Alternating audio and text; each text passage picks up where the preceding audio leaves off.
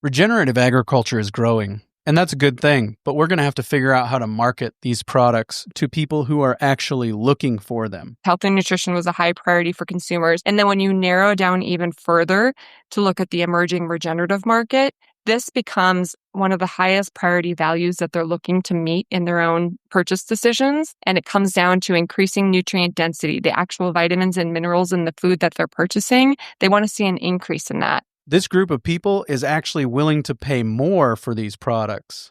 89% of them report that they would happily pay more for regenerative products because it's one set of a factor. Price is one set of a factor in multiple data points. It loses the punch of the most important because there's so many other values they want to fulfill. We're going to discuss the regenerative market with Kristine Root today from Regenified on episode 449 of the Working Cows podcast. Brought to you by PowerFlex Supply. Welcome to the podcast that gives producers a platform to discuss and share paradigm-challenging practices. Practices that have increased the effectiveness of their operation and the joy that their families have received from this lifestyle.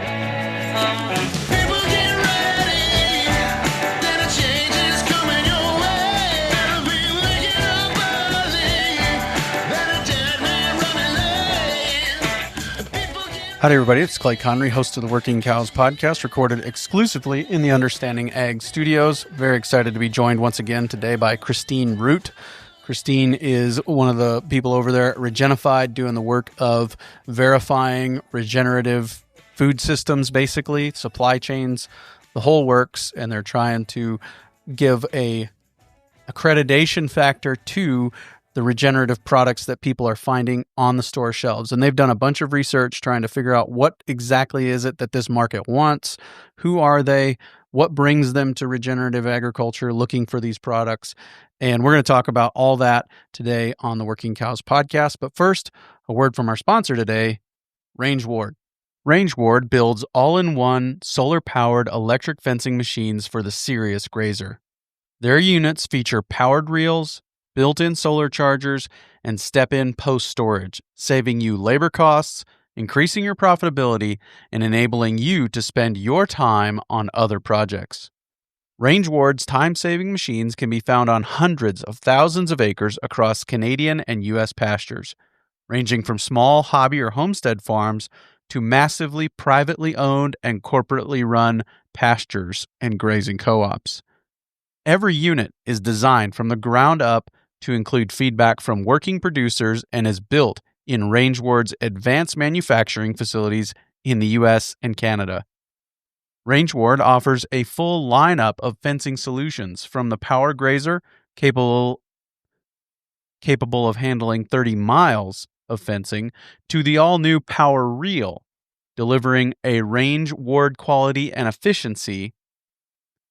Range Ward offers a full lineup of fencing solutions, from the Power Grazer, capable of handling 30 miles of fencing, to the all-new Power Reel, delivering Range Ward quality and efficiency in a lower-cost package that will mount to an ATV or side-by-side. To learn more, visit rangeward.com. I'm guessing it's on my issue because that took longer than it should have, but so we'll go from there. Kristine, thanks for joining me again on the Working Cows podcast. Welcome back. Thank you. Thanks for having me today. Yeah, very exciting new kind of publication of some research that came out of some of the work that you're doing there with Regenified. So just as a refresher, talk to me a little bit about the work of Regenified, what you guys are doing, and then we'll dive into some of the fruit of this research. Yeah, Regenified, we're a verification and certification company. So what we do is we go out boots on the ground capturing data from regenerative farms to measure both the practices that farms have in place and the ecosystem outcomes that they're achieving as a result of their management practices. And that data then validates that regenerative farms have a positive impact on our ecosystems, improving the quality of products coming off of farms and improving the environment in which they're growing. And that market data helps people throughout the supply chain understand the positive impact and make investments in supporting farmers who are doing more. Yeah, very good. And we'll have a link in the show notes page for today, kind of the deep dive on the work of Regenified and some of those things. But I wanted to, as I said, pivot towards this research that you guys have done. So talk to me a little bit about the research itself. What was kind of the method, and how was it conducted, and what kind of participation did you have? Yeah, well, it really was born out of questions that I was receiving in the market. I would find myself in an interview with a writer or at a conference, and people were asking, kind of where's the consumer at in this? What's the market opportunity here? And that just opened up a curiosity in me to say, well, I don't want to guess at this. Why don't we find out? And so we fielded a study going out to 850 consumers across the US. And the study was done in two parts. The goal for the study was to understand the broad, general consumer in the marketplace and figure out, looking through the lens of food purchases and values at shelf when consumers were shopping. We really explored that 250 consumers and said, okay, what do they care about? In that, we found from that 250 consumers that 12% of those consumers predominantly are shopping with two things leading their values: best taste and lowest price, best value. And those were such high priorities for 12% of that population that we said, okay, let's open the study back up and move those consumers who are only interested in taste and price to the side. And let's focus on the 88% of the population who is going to the shelf looking to fill a larger set of values through their purchase behavior. So in total, 850 consumers that were a lookalike of the U.S. population in terms of age, gender, urban, rural dwellers, income. They matched the U.S. population as a whole. And we said, let's focus on just the 88% of that group that is looking at shopping with values in mind, so we can better understand the values that shoppers go to shelf with and figure out if there's an opportunity. Is there an alignment, or is there a segment of consumers that is aware of and interested in supporting regenerative agriculture? And that was really just the outset of it, is what can we learn? Fielded through 850 consumers across the U.S. market. Very interesting. So one of the things that I hear a lot when we're talking about the demand and the demand for certain kinds of labels and products and those things is that price is always the number one thing, and that most shoppers, that's what it ultimately comes down to, is what's the sticker price, and that makes the majority of their buying decision. But if I understand what you're saying right, that's only actually, and when it's coupled with taste, that still those two motivators combined only make up 12%. Is that right? Yeah, when we talk about consumers who are driven by those predominantly, that's only 12% of the population. That's a much smaller segment than I expected. But once you start looking at the data and start understanding the other values that are driving consumers, you start understanding that there's actually a complex system in play in a consumer shopping basket, and they're matching values to product to price in a much more complicated system than we distill it down to when we simplify to basic questions. So this is a little bit of a spoiler, but when we did identify in this research that there is a group of the U.S. population that is the equivalent of about 20% of the U.S. population who's highly motivated and driven to support regenerative agriculture. That's not the only segment, but why I focus on the 20% statistic of the U.S. population, which is what I'm calling the emerging regenerative market, is because those consumers' desire and demand and their value set is so high that 89% of them report that they would happily pay more for regenerative products. Because it's one set of a factor, price is one set of a factor in multiple data points. It loses the punch of the most important, because there's so many other values they want to fulfill. Mm. Can you give me an example of some of the other values that come in, when we're talking about this 88%? What are some of the other values that are driving their purchasing decisions? So there's 4 main buckets that I would put these values into. One of those buckets is health and nutrition. The second bucket is resilient food systems. The third bucket is community and ethical values. And then the fourth bucket is soil, it's water, and ecosystem stewardship. Right? So they're looking at, how do they impact my health and my family? How do we make sure that there's a system that works within our food system long term? How do we support community and ethical principles? And then how do we steward the environment? And those 4 overarching values are values that consumers are trying to meet in a myriad of different ways. And so the resilient food system, can we just drill down on that as it is distinct from the the regenerative or the soil health, water quality, and some of those things? Can we drill down on that a little bit and how they're different? Absolutely. So in this survey, we asked consumers a whole host of different questions, from labels they're currently purchasing, priorities that they're purchasing on shelf right now, to things they care about in the environment and around human health. And then we gave them a list of 18 different statements, values-based statements, kind of leading off of the questions that we had earlier in the survey. And 4 of those statements were directly driven back to resilience. And so one of those statements that consumers in the survey marked with an 8, 9, or a 10, when we're talking about that emerging regenerative market, there's 4 statements that they marked an 8, 9, or a 10 in terms of value of importance to their life. And one of the first statement in that resilience category is something that leads to more resilient food systems. So very directly, they stated that a priority for them is to support food that leads to a more resilient food system. The second statement that they made, with an 8, 9, or 10 priority rank for them, was to enhance farm resilience against pests, disease, and extreme weather. The third category was to be essential for the future of sustainable food production.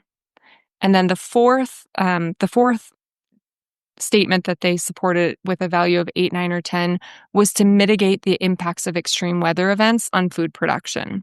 And so kind of all those 4 are the indicators that show the regenerative shopper's preference for supporting a resilient and regenerative food system. Sure. And so these 4 buckets that you talked about earlier, would they all be part of this regenerative demand, or the demand for regenerative products? Yeah, so the way we fielded the study, we're now getting into. So we start out by asking people some very generic questions about the importance of quality of food, about where they're shopping, about what they're purchasing, about which different claims they're looking for on shelf within the products that they're purchasing. And as we go deeper and deeper into the study, we start asking them more complex values as laddering off of that. And the values fit into all 4 of those buckets that I mentioned earlier. And in all 4 of those bucket categories, consumers voted at an 8, 9, or 10 in terms of level of importance, the values that sit with under that category. So for example, if we look at health and nutrition, consumers in large felt that this was the number 1 priority to them when they go to shelf to purchase products in this emerging regenerative shopper category. It was a very high importance across consumers as a whole. When we look at the general population of consumers, health and nutrition was a high priority for consumers. It became more intensified as you looked at values-based shoppers, which is kind of that subsect of 88% of the population. And then when you narrow down even further to look at the emerging regenerative market, this becomes one of the highest priority values that they're looking to meet in their own purchase decisions. And it comes down to increasing nutrient density, the actual vitamins and minerals in the food that they're purchasing. They want to see an increase in that. They want to see an increase in the nutritional quality of food as a whole. They want to see more essential nutrients in food through soil processes. So this starts telling us that consumers understand and can see the link between healthy soil leads to healthier plants, which can improve my health. And then the last bullet in that category was restoring human health is one of the goals that they want to see a healthy food system be able to accomplish, is more broadly restoring human health. But like I said, there were like 18 different questions or 18 different value statements in this question set. And we asked the consumers to rank them 8, 9, or 10. And consumers in the emerging regenerative market ranked all of these consistently as an 8, 9, or 10. So we have 18 different data points that they're saying are all between an 8 and a 10 in terms of importance. But the very next thing we did is we asked them, if you can only have 3, which 3 are most important to you? And so, we talked a little bit ago about mitigating climate change, and we talked about building resilient food systems. When we push came to shove and they could only pick 3, the 3 that consumers picked were all 3 under this health and nutrition category. They wanted to increase the nutrient density of food, they wanted to increase nutritional quality of food, and they wanted to see more essential nutrients in food through natural soil processes. Yeah. So that, to me, indicates a high level of education on their part, that they have gone out, that they've been educated somehow on how all these things play together, how they all fit together, and how the soil health can lead to better nutrient density, and that has positive impacts on their own health. Let's take a quick break and hear a word from our sponsor today, PowerFlex Supply. PowerFlex Supply is far from another big box store. They're staffed by experts who use everything they sell in their own pastures.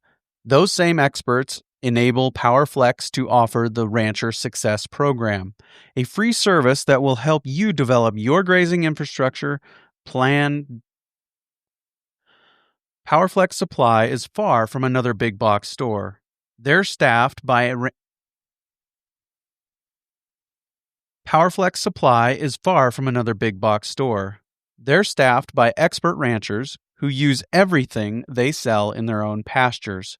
Those same experts enable PowerFlex Supply to offer the Rancher Success Program, a free service that will help you develop your grazing infrastructure plan down to the specific products you need for your livestock species, region, style of grazing, and budget. For 25 years, PowerFlex Supply has been guided by one rule. If their employees won't use a product on their own pastures, they won't sell it to you. That means the permanent and portable electric fencing, livestock water systems, and rotational grazing supplies they do stock have been hand-selected to be the best you can get. PowerFlex Supply is a leading North American distributor of Gallagher, O'Brien's, Speedrite, Strainrite, and many more. And if they couldn't find an existing product, PowerFlex Supply makes it themselves, including their legendary Super 9 Polybraid and rugged spinning Jenny. Visit powerflexsupply.com to get started. Do you have any sense of where they're going to get educated and where how this education is coming to them? We asked them that, actually. And 10% of them say that they're learning about it through reading books and articles. 12% of them have learned about it directly from a farmer. 16% of them have learned about it from a podcast. 16% also said they learned about it on social media. And 20% of them are hearing it from their friends and family.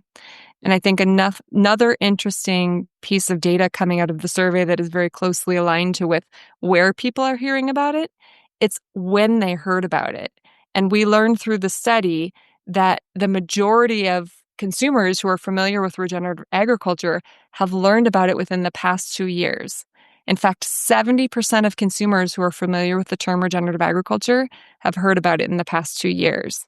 And that growth in the past 12 months was a 47% increase in just 1 year alone.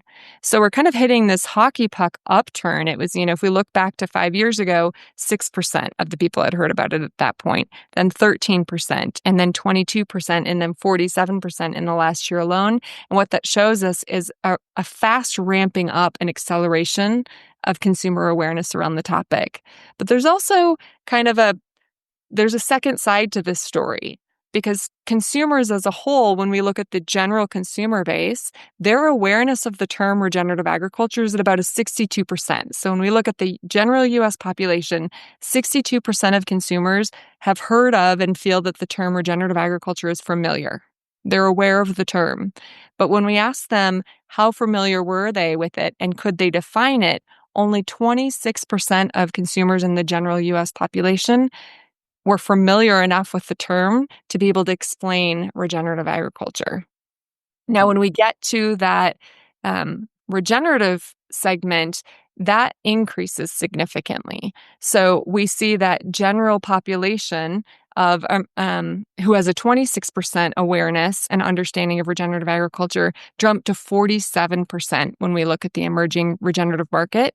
But what that tells us is that not everybody, Clay, in that emerging regenerative market truly understands that regenerative agriculture goes back to soil health. They don't understand that it's about management practices on the farm that increase ecosystem functions.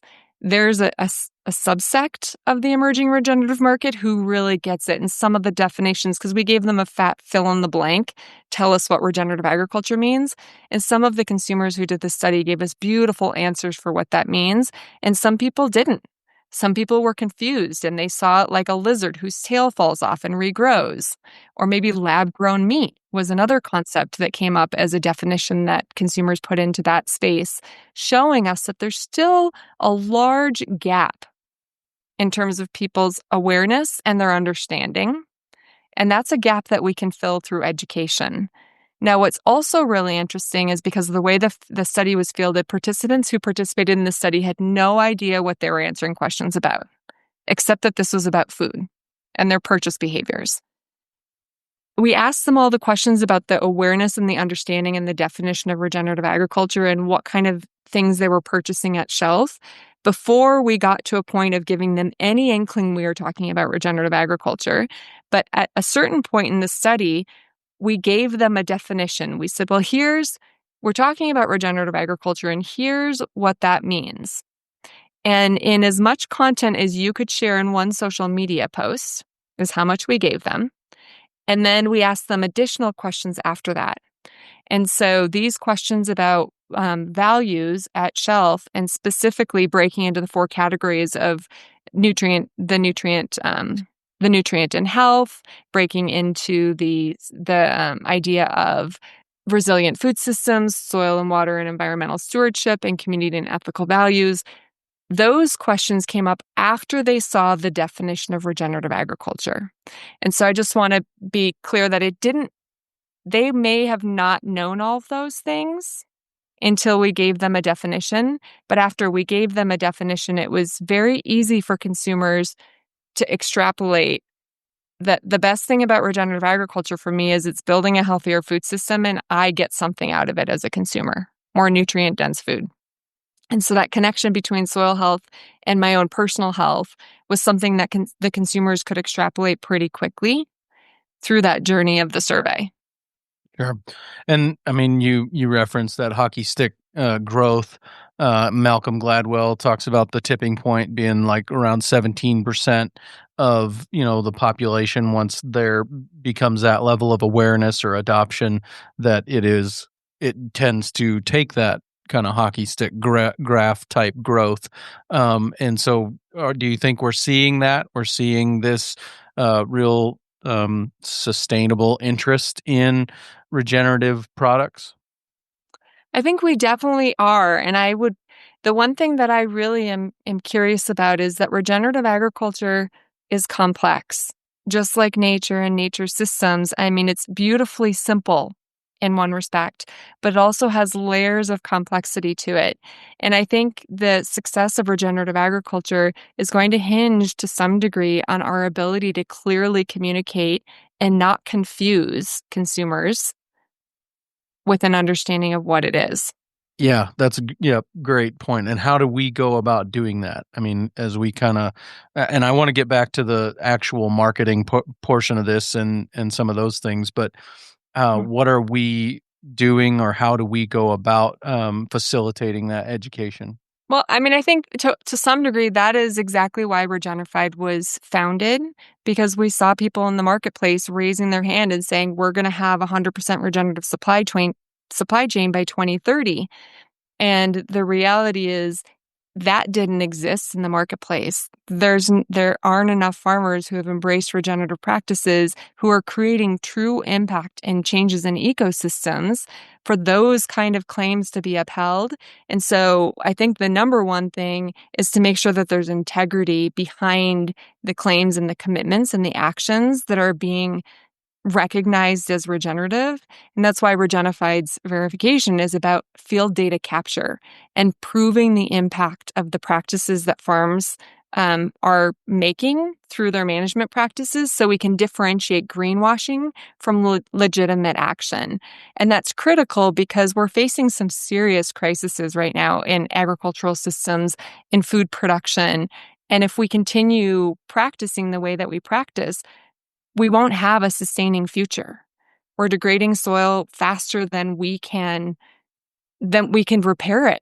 And so we need to change the practices right now. And if people are getting recognized for things that don't make a difference, I kind of want to restate how I say that. So when we think about if things continue to degrade and get worse and people can't see how it can get better, if they can't see data that shows improvement, there's a real risk that the interest and the momentum that the marketplace has for regenerative agriculture right now that's on that uptick will give up and think, oh, it didn't work. Yeah. If we're giving credit or if people are being recognized as regenerative for cover cropping. Now, cover cropping is amazing practice, and we want to see that. But in regenerative agriculture, it's part of a system. And true regenerative agriculture is about working in harmony with nature and functioning from a nature systems approach to leverage all of these practices in combination to achieve and restore the function of the ecosystem. So I think the really critical part here is to be able to validate and show that this, and not simplify this down to singular concepts, but to embrace the complexity of working with nature and communicate it in its totality without making it complicated and overwhelming. I know that seems like a very big challenge. Well, yeah. And what have you found that is moving the needle in that regard? What are some of the things that you guys have found that are working? Well, I think if we just take the study, for example, consumers can very easily understand that the plants are as healthy as the ecosystem that they're living in. So healthier soil with healthier ecosystems leads to healthier plants, leads to a healthier product, which is better for me.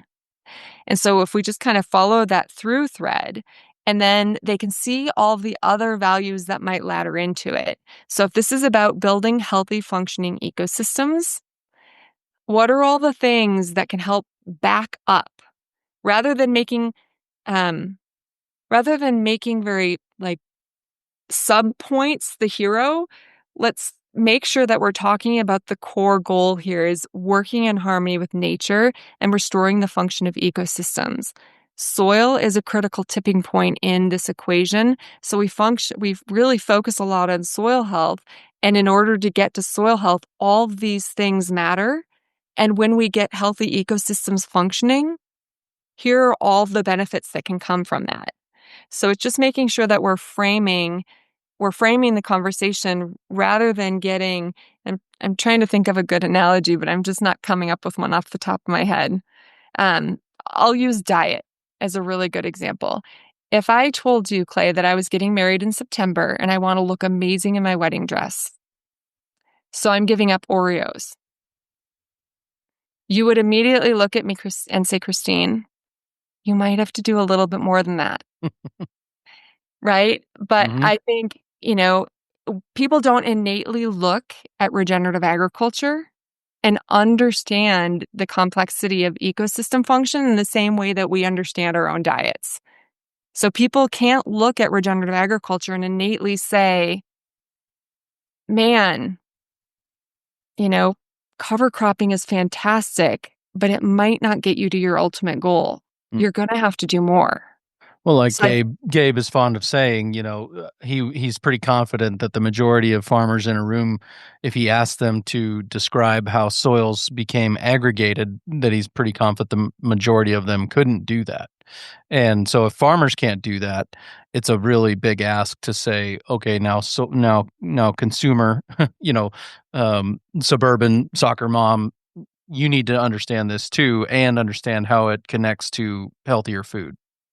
yeah, it is a big ask. And I think, consumers don't need to know the science behind all of it, but they do need someone to, without complicating it, say, hey, look, we're really focused on producing the most nutrient dense food. The way we do that is really focusing on making sure that we're working in harmony with nature, that we're using nature's principles to get nutrient cycling in our soil, to have the water capture and cycling that we need and the energy cycling that we need and the diversity we need on our farm to lead to the healthiest products possible. Yeah. And so I think it is just really about it, it's also being willing. So that's the other thing we learned about this audience is the emerging regenerative market has a huge appetite for knowledge. They're unlike other consumer segments. Now, do they want to go to the grocery store and do they want to have to read a novel before they pick up an apple off the shelf? Absolutely not. They want a quick shortcut. They want that certification seal unpacked because they want something that tells me, oh, I can trust this. But they want to leave that store and they want to find out where that apple came from, how the farmer was growing it. They really, really care. This consumer segment is 2 times more likely than the general population to already know a lot about food and nutrition and health. They're also 2 times more likely to pay more for quality. They're 2 times more likely to go out of their way for food. They're 2 times more likely to care about where their food comes from. And they're 2 times more likely to support local. So they will go out of their way and they're willing to have conversations and willing to look deeper into the things that they care about. And they spend a significant amount of their time reading and learning and looking for information. That's another question we ask them is where do you want to learn about? Where would you expect to learn about regenerative agriculture? And some of the things they told us were that they wanted to learn about it from local community events. They also told us they want that certification unpacked so that they know they can trust it and it's worth investing that time and learning more about that farm or farmer or brand. They also were looking for more articles online, more blogs. They expect to hear about it on social media. They also want to know about it from grocery stores and market displays. And they want to meet more farmers at farmers markets who are growing these ways. And they want to dig in and have conversations about it. And so how do we meet that demand at the grocery store level? It's Regenified. It's finding those brands that are going to go through the certification process and have the seal on the package. Is that the primary method that you think is going to be best to meeting this demand? Yeah, I think labeling on store, once you take it into a retail environment, for example, you're walking into a store with thousands of SKUs often. And so labeling is part of how consumers identify things. And we're really talking about front of pack labeling because not too many consumers are picking up and reading the back of the pack when they're in a grocery store setting. It's front of pack labeling that gives people a really easy, quick access point. But it's also collaborating with others. So one of the things that we're doing is working to collaborate with retailers to help make regenerative products stand out so that when you think about it and you go into a grocery store and if there are 20 SKUs and they're spread out across the entire footprint of the grocery store, that's very hard for a consumer to find those and to search for those just because of sheer volume of content available to them. But once you condense those SKUs and you have an end cap, for example, now you have a discovery point. And that's what consumers are really kind of speaking to that they want is discovery points. That's why the certification is important to them is because it's a discovery point. The end cap, that in-store market display is a discovery point. They want trusted sources to help them discover something new, and then they're hungry enough to go home and dig in to learn more. And then they'll become discovery points for this for other people. So one thing that is really fascinating about this emerging regenerative market is they're a smaller group. Like I mentioned, this is 20% of the US population right now, but they have an outsized impact. They're the kind of folks who are educators in their community. They're sharing their knowledge with other people. They're early adopters, and so they're consuming, they're willing to work harder to consume the information, and then they're bringing other people along on this journey with them. Yeah, when we have had regenerative products, labeled regenerative products in our house, honestly, at this point, it's been incidental. Like, I was making a purchase. I was there to make that purchase. I wanted that product. And then I got home and I noticed, oh, it says on the back, this is, we love regenerative agriculture in the case of one product, and so it wasn't something that I saw that attracted me to that. It was after the fact that I became aware of it. And so, but I think this is interesting to think about what you're talking about with those kind of sections, maybe even. So you could even, like, I could imagine that it would almost become like the gluten-free section. Yeah. Oh, here's the regenerative section in the grocery store. And do you see that coming, or is that happening already maybe?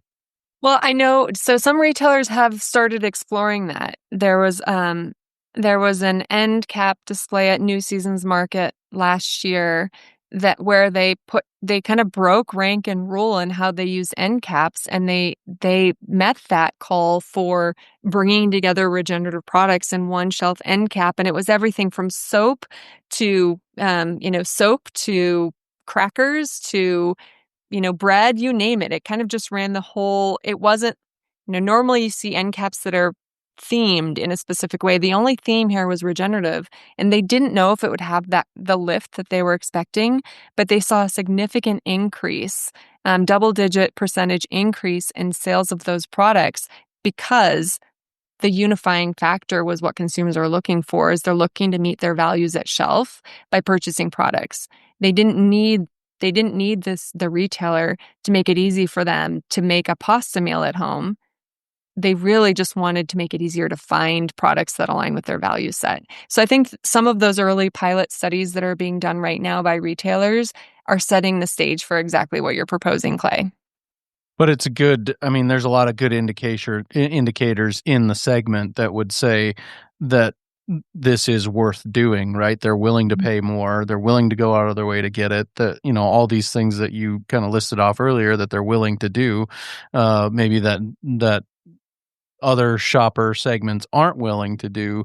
I think that is a pretty strong indicator, right? Absolutely.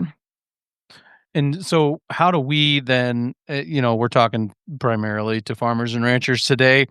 How do we take this study and use it to our benefit? What are some of the things that you think, hey, this is a real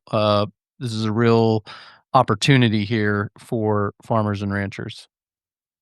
Well, there's a real opportunity here, I think, to understand that consumers do care, that they value what you're doing, that you taking the step to be thoughtful about your management and sharing the story of what you're doing is your key to success with consumers.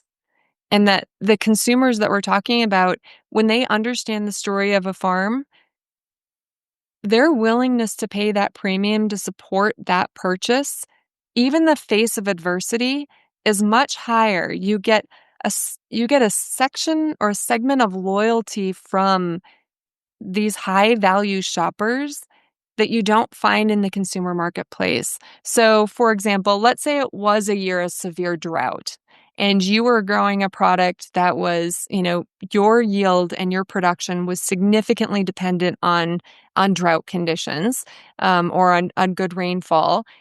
Going to market and sharing those products with the consumer and letting them know this has been a challenging year and telling them what you're doing to mitigate that and why your management practices matter will just only make them that more excited to support you, even if there's a price increase on the product.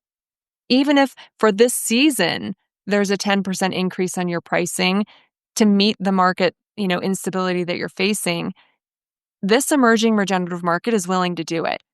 So I think the biggest thing you can do is just really be committed to learning how to tell your story and trying to break down the barriers between you and the end consumer who's buying your product, whether that is you selling directly to a consumer at a farmer's market or whether that's you selling to a brand where your products are going into an ingredient in a product. It's making that story available. It's sharing that story so it can translate through, because this emerging regenerative market is investing in change in the same way that each one of you guys in your farms are making an investment in a different future.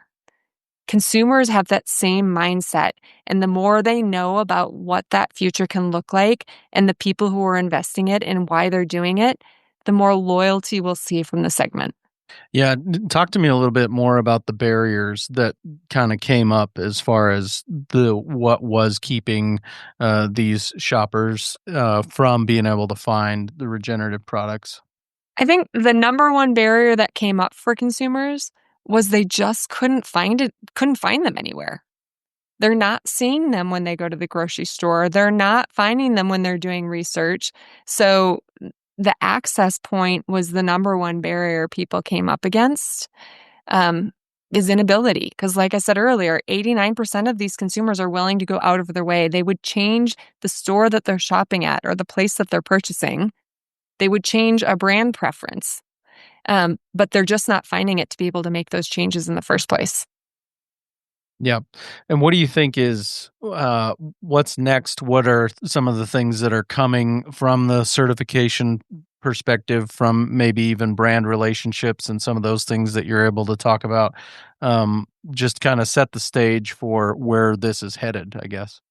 We're definitely seeing an increase in interest across players across the entire ecosystem. So more and more retailers are questioning, what is our role to play in regenerative agriculture? And we see more and more retailers who are investing in better understanding what regenerative agriculture is and defining the role that they have to play in that marketplace. We're also seeing more and more brands with an increased interest. I think there's a conference that I go to every year in Anaheim that is called it's called Expo West, and it is everybody getting together, about 70,000 of our BFFs in the natural and organic industry. And at that at that conference 3 years ago, people were throwing out the term regenerative as the next buzz phrase. But this past March, when I was at the conference, people are really having mindful conversations about what does it mean and how do we build a supply chain and what would it look like to be able to contribute or build a regenerative future in the food system. And so we're starting to see people move from the buzz phrase into concentrated efforts and actions around how do we take steps to move in this direction. And I think those are all good early markers and indicators, because it's not just about, going to the same source that you were buying your products from before. Think of as a consumer who it's easy to buy something on Amazon. These brands, these retailers need to think differently about where they're purchasing and how they're accessing products. And they're now in that mindset of how do we do it? And that's the first step. Yeah, absolutely. And what do you think from the from the producer's perspective? What are some of the things that they should look at doing? I mean, you talked about educating yourself on how to communicate, and I think that you said early on in this conversation that this emerging regenerative market expects to hear about it on social media, and so there's still an opportunity to start to tell your story on social media and figure out how to do that in a way that connects with the audience and finds the people that are looking for what you have to offer. But what are some of the other things, or are there some other things that producers should do to be ready when this market eventually does continue to develop? Yeah, the very first thing I would say would be sit down and spend a little bit of time writing down your story. Spend time perfecting it and really think about all the things that led you to this point. Think about why you're doing it. Think about the things that you've seen happen on your farm as you've changed your management practices. Think about the things that got you really excited or the things that, maybe were the critical turning points. Those are the stories that consumers resonate with. So just spend some time writing it all down and really get to a condensed elevator pitch that you can tell people about your what and your why. And then think about all the other things you noted as entry points into that conversation. And Clay, like you just mentioned, social media, consumers are out there and they're on social media. It's a place that they're sharing, they're connecting, they want to learn. Your story is powerful. And little tidbits of something you see on the farm this week, if it stops you and if it gives you a moment of wonder and aha, that's something you should be sharing. So share it at the farmer's market, share it on social media, share it with your buyers. The more you can tell your story and make connections. And the other thing I would say is, a lot of farms are selling into a commodity marketplace. And maybe you're selling to a grain elevator right now, and the grain elevator isn't really interested. Tell it to them anyways, but figure out who else you can start talking to who might be interested. Maybe the buyer you have right now is going to be a slow adopter, but maybe there are 3 other people in their place that actually want to have this conversation with you right now and be a partner in this movement. So keep having more conversations. Think about you telling your story as an opportunity to go out there and evangelize. Together, we'll create a different future, but it's going to take all of us being excited enough to go out and tell the story of regenerative agriculture and the stories of what we're seeing on our own farms to be able to create the sizable impact to transition and scale.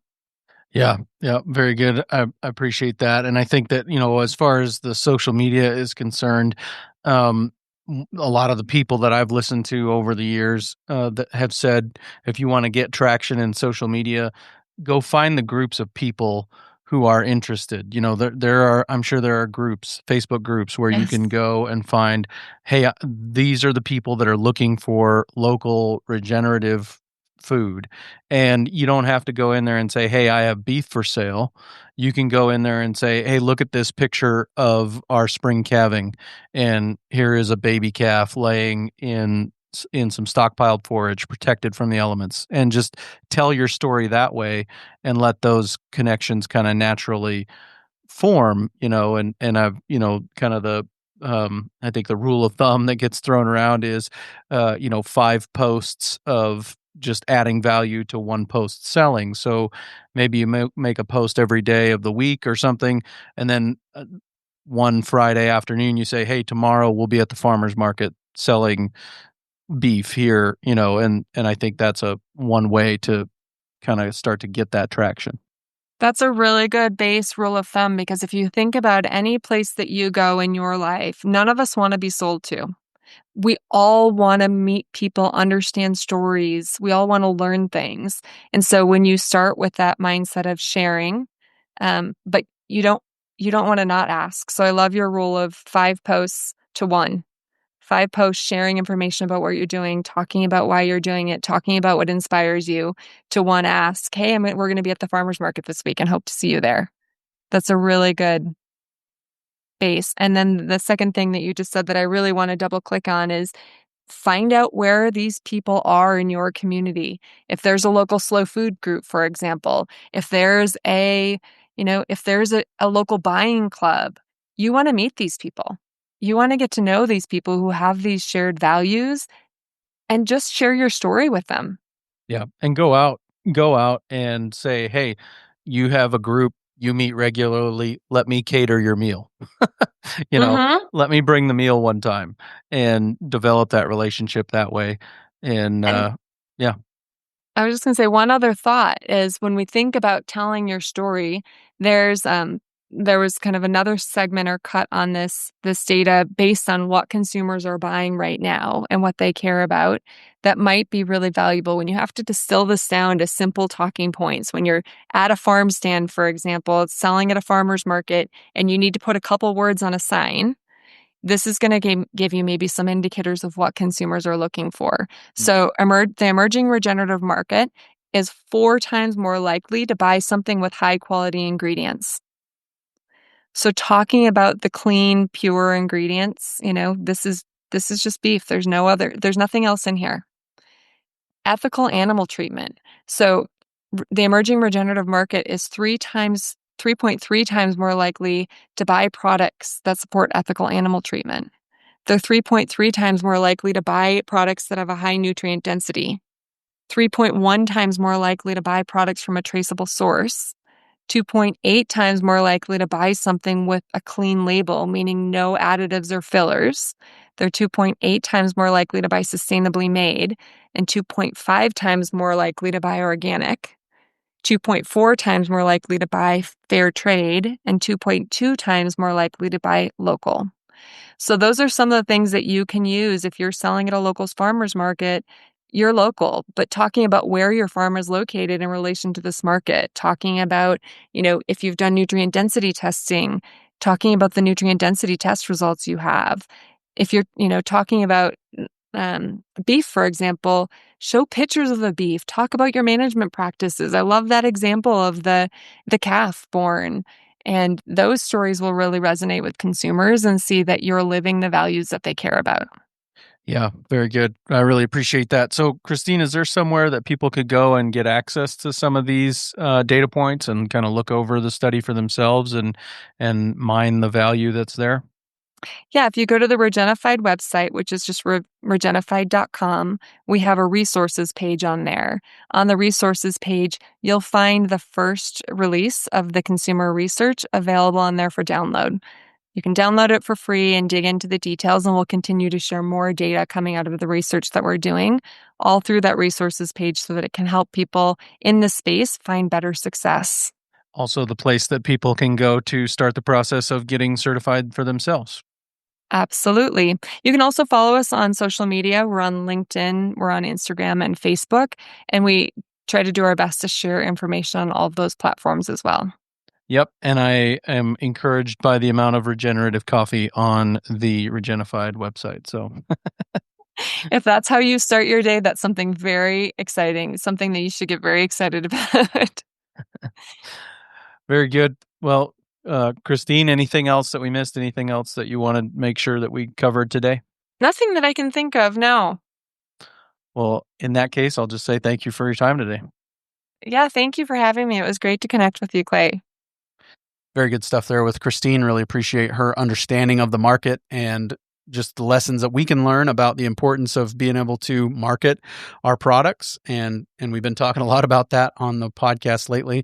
No matter what our product is, if we can't sell it to somebody, we're going to be limited in our ability to be successful. So really appreciate how that kind of fits in with what we've been talking about lately.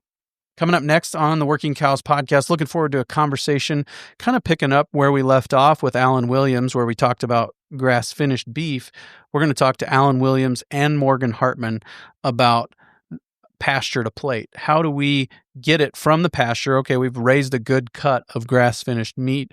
How do we make sure that it's processed well, marketed well, and into the end consumer's hands and ultimately into their mouths in a way that is an enjoyable experience for them? So look forward to sharing that with you coming your way real soon on another episode of the Working Cows podcast. We'll see you then. We invite you to visit workingcows.net to subscribe to the show via iTunes or Stitcher. You'll also find detailed show notes pages, resources from our guests, and the industry leaders who have influenced them. For more ideas on putting your cows to work for you in a more profitable way, tune in next week.